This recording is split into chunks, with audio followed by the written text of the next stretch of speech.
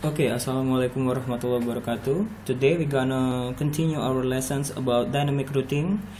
In the last meeting we already talked about RIP protocol. Now we're gonna talk about OSPF or Open Sorter Path first.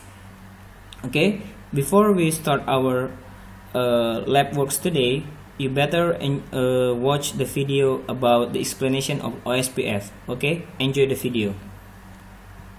Hey, what's up guys, welcome to CertBros. In this video we're going to be talking about OSPF.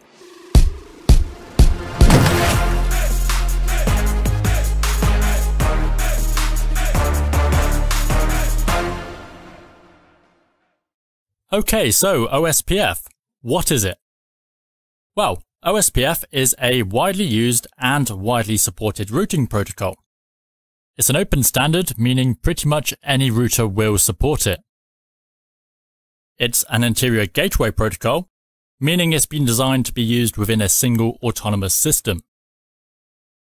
OSPF is also a link state protocol.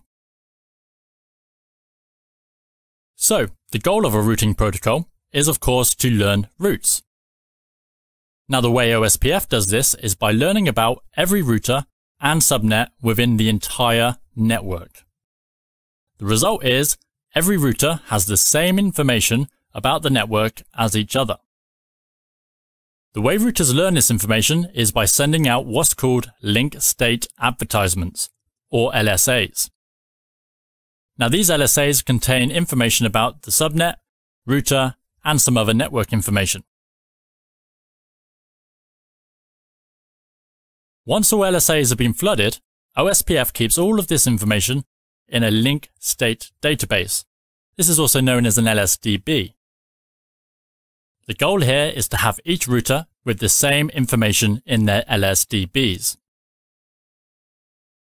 So that's the general goal of OSPF. Let's take a deeper look at how this actually works. There are three main steps to this process. First, becoming OSPF neighbors. This is where connecting routers running OSPF agree to form neighbor relationships. Next, exchanging database information. After becoming neighbors, the routers will then exchange their LSDB information. And finally, choosing the best routes. Once the LSDB information has been exchanged, each router will then choose the best routes to be added to the routing table. This is done by running a calculation called SPF. First, we'll look at how connecting routers form neighbor relationships. Okay, so the very first thing that needs to happen before a relationship is formed is each router needs to choose a router ID. A router ID is a number that can be used to identify an individual router, kind of like an OSPF name. The router ID, or RID, is in the format of an IPv4 address, but can be set to whatever you like. So there are a few ways that you can set a router ID. You can either set it manually, or you can let the router decide for itself. So here's the logic that routers go through when choosing router IDs. First, check if it's been manually set. If it's been manually set, that is the router ID. If it's not been manually set, then the router will choose the highest up loopback IP address. If there are no loopback interfaces on the router, it will then choose the highest up non-loopback IP address. Essentially, it will choose the highest IP address on the router. Okay, so let's take a look at two routers. Once OSPF is configured, and we have our router IDs, the routers will reach out to potential neighbors with a friendly "Hello" message. This message contains some important information, including the unique router ID and any already known neighbors. The hello messages also let their existing neighbors know that they're still alive and kicking. Once router 2 receives the hello message, it runs some checks. It's important to note here that there are some very strict requirements that need to be met when OSPF forms neighbor relationships. If you run into problems with OSPF, it's highly likely that the problem will be with one of these. The area ID needs to be the same. This is used when scaling up OSPF and will be covered in another video. The connecting links between the two routers must be on the same subnet. The hello and dead timers must be the same. The dead timer is how long a router will wait without hearing a hello message before it just assumes that neighbor is dead. The default hello timer is every 10 seconds for point-to-point and broadcast networks. If using authentication, this must also match, and the stub area flag must match as well. Routers will also need unique router IDs. Okay, so once the checks have been made and if all is good, then the routers can move to what's called the init state. Router 2 then sends a hello message of its own. This message not only lists its own router ID, but also router 1's ID as a known neighbor. So when router 1 receives this hello message, it sees itself as a known neighbor. This allows router 1 to move to the two-way state. Router 1 then sends yet another hello message, listing router 2 as a known neighbor. This then allows router 2 to enter the two-way state as well. And after all of that, we now have two neighboring routers. Before moving on to the step of exchanging database information, first we must look at designated routers, or DRs, and backup designated routers, or BDRs. DRs and BDRs are not elected on point-to-point connections, so we need to take a very quick detour. In this network, we have 6 routers all connected on the same segment. Let's say we don't have any DRs or BDRs and all routers become full neighbors with each other. If one link goes down, the affected router will let all the other neighbors know what just happened. Then, each router that receives this update will then tell all of their neighbors. Very quickly, things begin to get a little bit out of control. And this would happen every time a change occurs.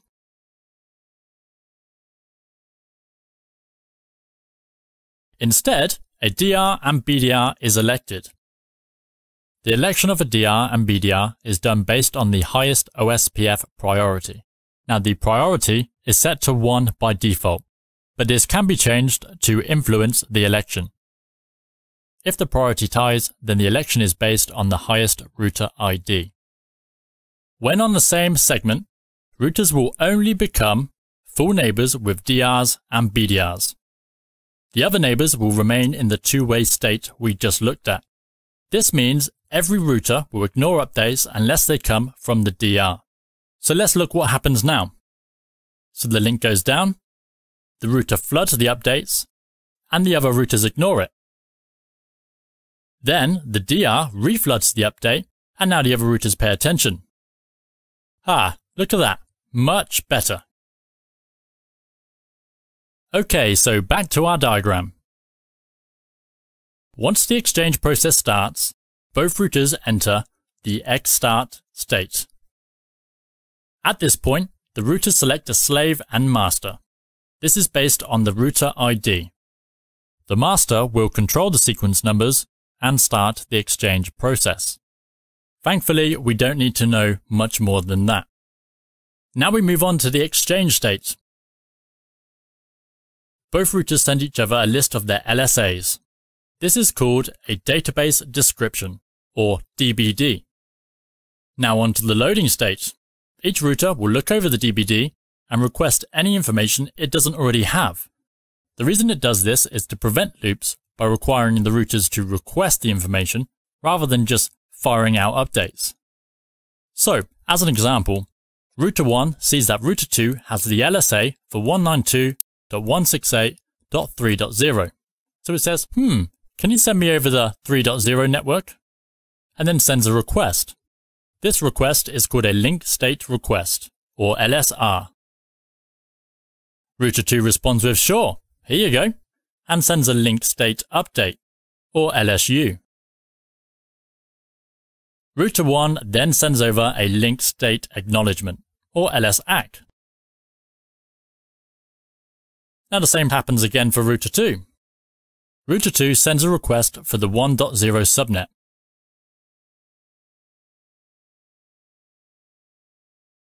router 1 sends the LSU.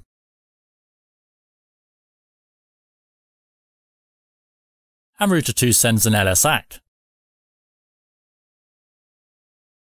Once the exchange of LSAs has completed, both routers enter the full neighbor state. Now remember, this is a point-to-point network. On a broadcast, like we saw earlier, they will only form the full neighbor relationship with DRs and BDRs.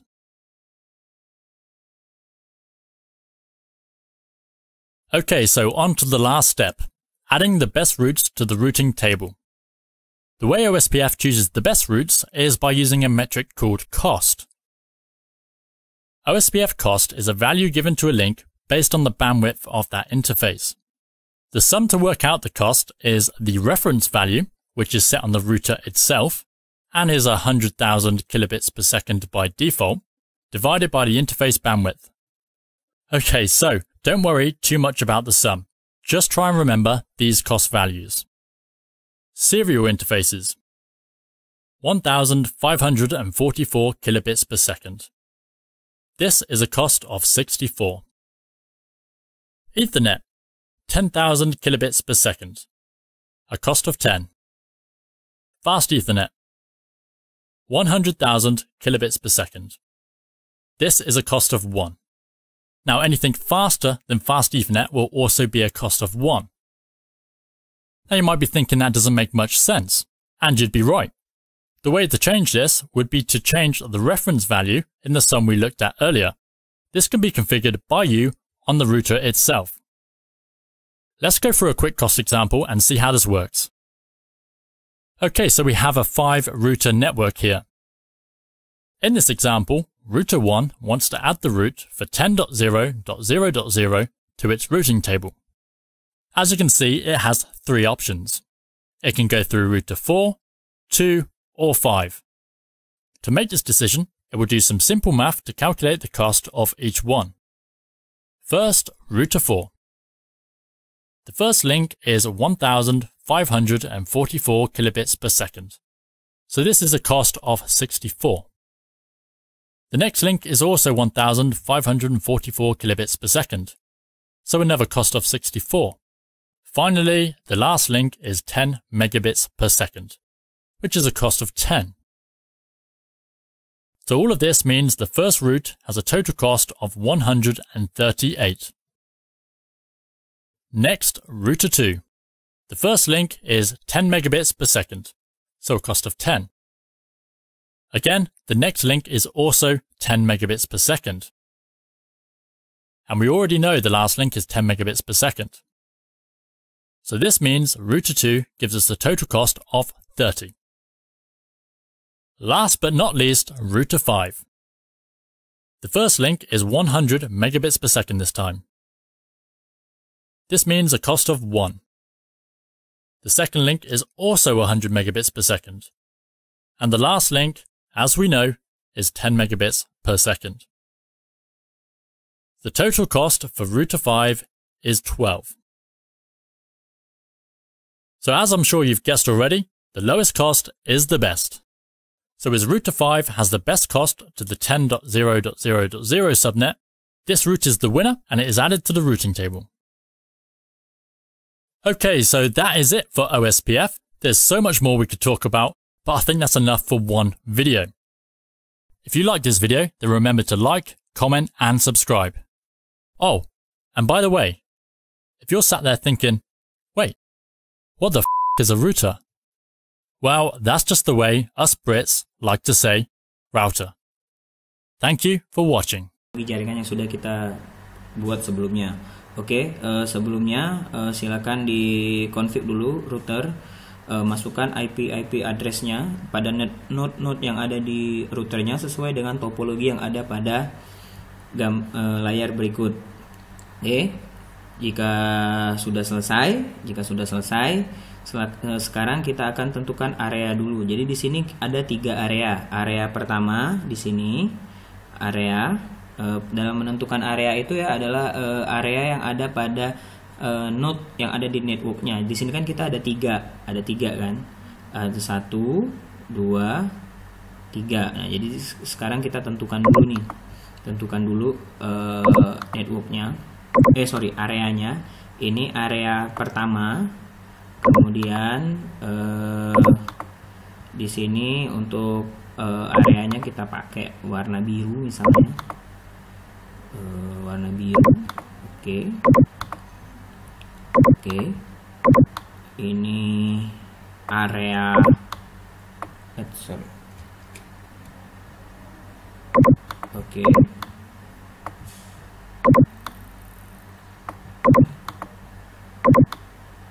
Oke.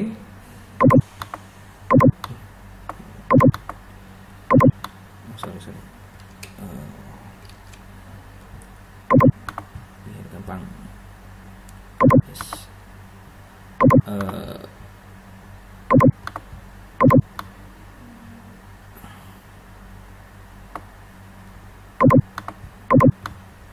Oke, ini area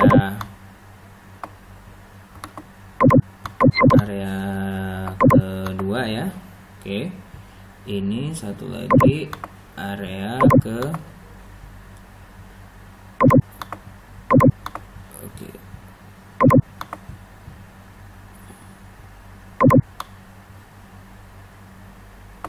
Oke, ini area ketiga gitu. Jadi di sini ada 3 area 0, area 1, area 2. Oke. Dalam menentukan areanya itu tergantung dari si network engineer-nya ya. Oke, sintaks untuk mengkonfig router secara OSPF itu ada 2 perintah. Pertama, perintah untuk mengaktifkan routing OSPF. Caranya dengan menggunakan perintahnya ini, routing OSPF spasi proses ID. Proses ID dari routernya. Proses ID dari router ini boleh sama, boleh juga berbeda dalam masing-masing router. Jadi ini tujuannya untuk mengidentifikasi ya, mengidentifikasi paket itu berasal dari router ID yang keberapa gitu. Jadi router ID-nya ini boleh sama, boleh beda gitu. Oke.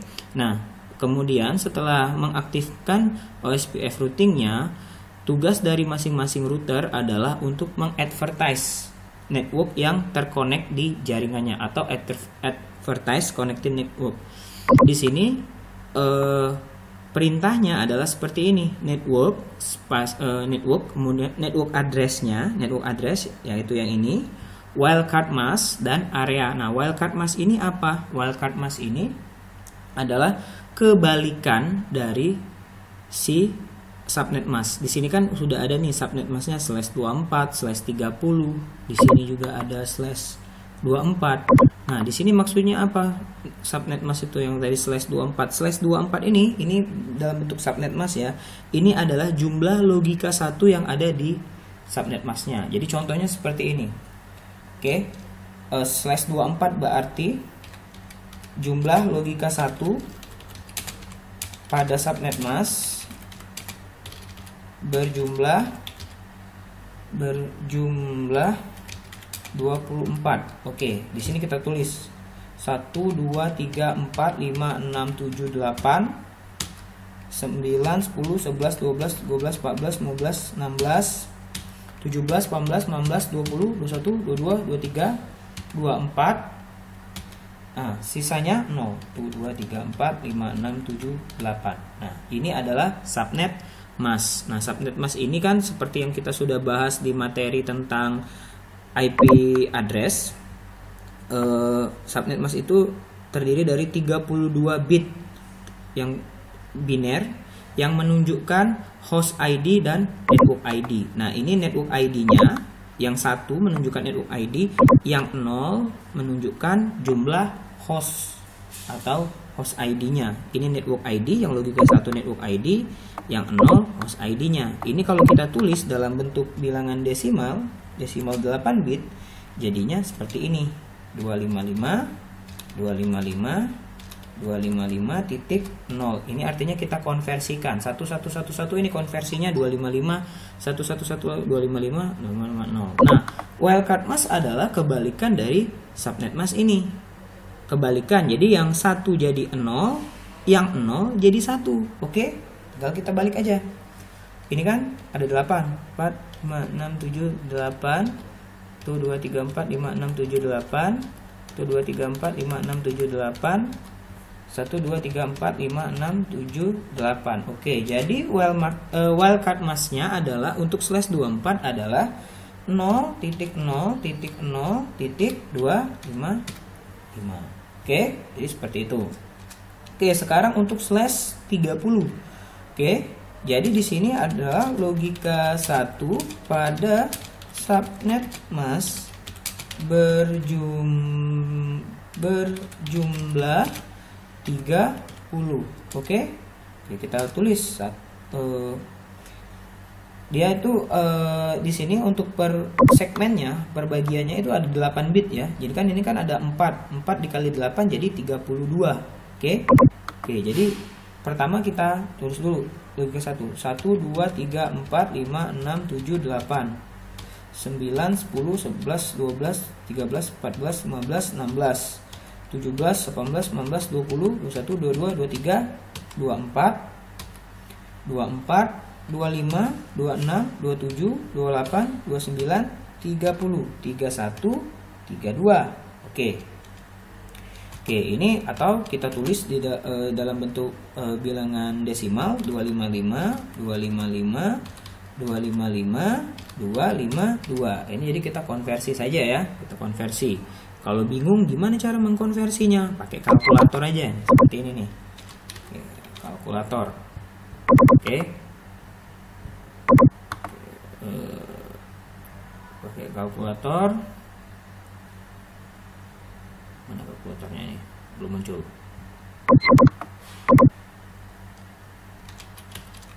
Oke.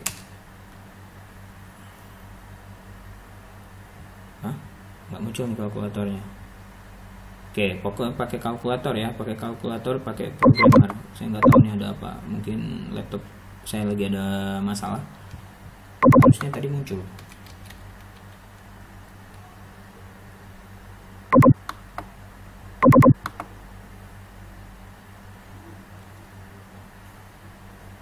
Hilang. Nanti ya. Pokoknya kalian pakai kalkulator aja ya. Oke. Nah, di sini subnet mask untuk logika ini, untuk wildcard mask untuk subnet mask ini adalah kebalikannya. Artinya 1, 2, 3, 4, 5, 6, 7, 8. 1, 2, 3, 4, 5, 6, 7, 8. 1, 2, 3, 4, 5, 6, 7, 8. Yang ini 1, 2, 3, 4, 5, 6, 7, 8. Oke, berapa ini? Oke, 0, titik, 0, titik, 0, titik. Ini berapa? Ini kan kalau kita konversi jadi 3 kan? 11001 itu dalam bentuk bilangan desimalnya 3 gitu. Oke. 1, 2, 4, 8, 16, 32, 64, 128. Nah, gitu aja rumusnya. Jadi ini 1, 2, 4, 8, 16, 16, 32, 64, 128. Kalau yang logika 1 ditambahkan. Jadi kan ini kan deretnya 1, 2. 1 tambah 2, 3. Oke, jadi ini adalah wildcard masknya. Oke, nah untuk areanya ini boleh sama, boleh juga beda. Jadi tujuan penentuan area itu jadi tujuannya sama untuk memudahkan identifikasi. Jadi ketika paketnya itu datang, itu paketnya datang dari area berapa, seperti itu. Oke, jadi di sini kita bisa bikin ini area 0, area 1, area 2, atau misalnya semua areanya mau sama boleh gitu. Mau beda, mau sama, terserah. Oke. Nah, jadi di sini kita bikin aja, ini kan areanya 0 yang warna hijau, ini areanya 1. Ini areanya 2 yang warna biru. Oke, area yang 0 ini subnet masknya yang network yang ini. Area 1 yang ini yang merah networknya. Area 2 yang ini. Jadi mulainya dari 0 ya. Mulainya dari 0. Oke. Jika sudah sekarang kita tinggal konfigurasi di masing-masing router gitu. Oke. Konfigurasi masing-masing router. Oke, pertama kita masuk dulu ke konfigur terminal. Sudah masuk ke konfigur terminal, kemudian kita ikuti nih, ini perintahnya. Pertama kita aktifkan dulu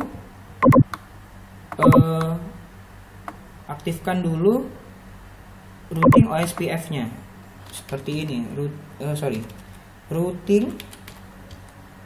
Routing OSPF oke, bentar.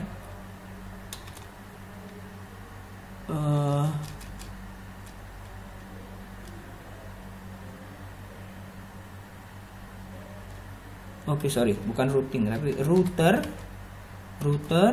OSPF. Sintaksnya seperti itu ya, router OSPF. Kemudian proses ID-nya. Nah, proses ID-nya misalnya di sini proses ID-nya kita buat 10 nih misalnya. Proses ID-nya. Jadi router ini proses ID-nya kita buat 10. Oke. Oke, 10. Oke, udah selesai nih. Sudah selesai. Nah, sekarang perintah selanjutnya adalah kita mengadvertise routing yang ada di network yang nempel di router ini. Kan router ini yang nempel adalah IP yang ini dan IP yang ini. Ini di area 0, ini di area 1. Nah, sekarang kita masukkan sesuai dengan perintah ini sintaksnya. Jadi kita masukkan network, kemudian spasi network address-nya yang mana dulu yang mau kita masukkan? Boleh yang ini dulu atau yang ini dulu? Yang ini dulu ya. Oke.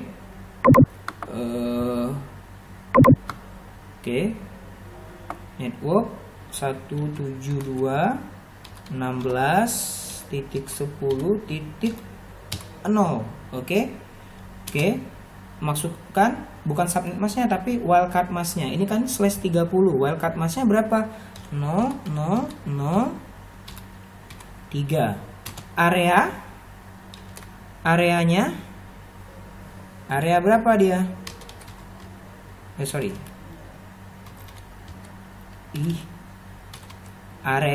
Area berapa? Oke. Area ke 0. Oke. Jadi itu sintaksnya ya, network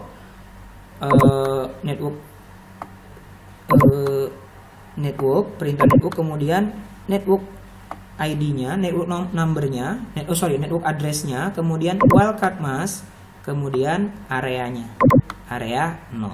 Oke. Jika sudah, klik enter. Oke, sekarang kita masukkan network yang ini. Network ID-nya, network address-nya 1.0, subnet mask wildcard masknya 0.0.255. Oke, area berapa? Oke. Misalnya di sini tadi udah kita tentukan area 1 misalnya. Oke. N jika sudah. Oke, kalau sudah selesai, sekarang kita masukkan yang pada router ke-2. Oke. Caranya tetap sama seperti yang tadi. Oke. Enable configure terminal. Oh, ini hostname-nya belum ya. Saya ganti dulu hostname-nya R2 misalnya. Oke. Selanjutnya adalah kita tentukan ini misalnya tadi ini network ID-nya di sini router proses ID-nya router OSPF. Di sini tadi misalnya proses ID itu boleh sama, boleh berbeda. Misalnya kita bikin berbeda. Tadi di sini 10 kan? Misalnya di sini kita bikin 20 gitu. Boleh. Oke. Router OSPF gitu. OSPF 20. Nah, kemudian kita advertise network yang terhubung di jaringan OSPF 20 ini. Networknya mana? Yang ini dan yang di sini. Oke, kita masukkan yang ini dulu. Kita masukkan network. Tadi perintahnya sama 172.16.10.0 wildcard masknya dan areanya 0.3. Area berapa tadi? Area ke 0. Oke. Dan network 192.168. Sorry, dia di sini sedang melakukan proses ini ya, proses pemanggilan ini, karena networknya tadi kan ini kan udah ini kan udah di setup di router ini, jadi dia langsung bertukar informasi gitu. Network berapa tadi? 192. Sorry. Oke.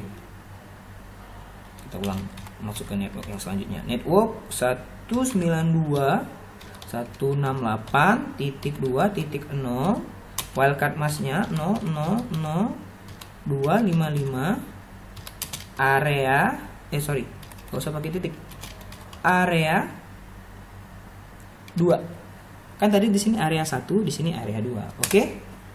Oke, dah. Exit. End. Oke, nah sekarang kita cek routing table-nya, show IP route. Oke, nah di sini ada OSPF.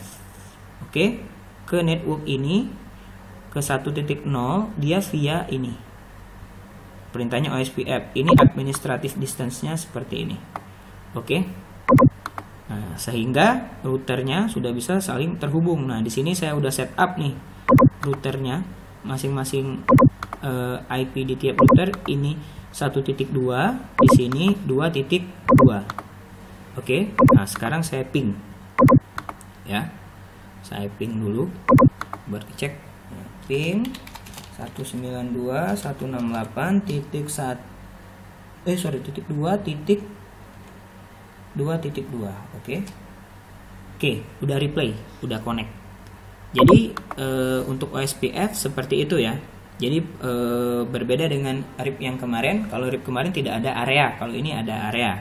Oke, baik, itu materi terakhir kita tentang IP dynamic ya, dynamic routing protocol. Oke, jika ada pertanyaan silakan diajukan via grup kita atau via LMS. Oke, akhir kata, assalamualaikum warahmatullahi wabarakatuh.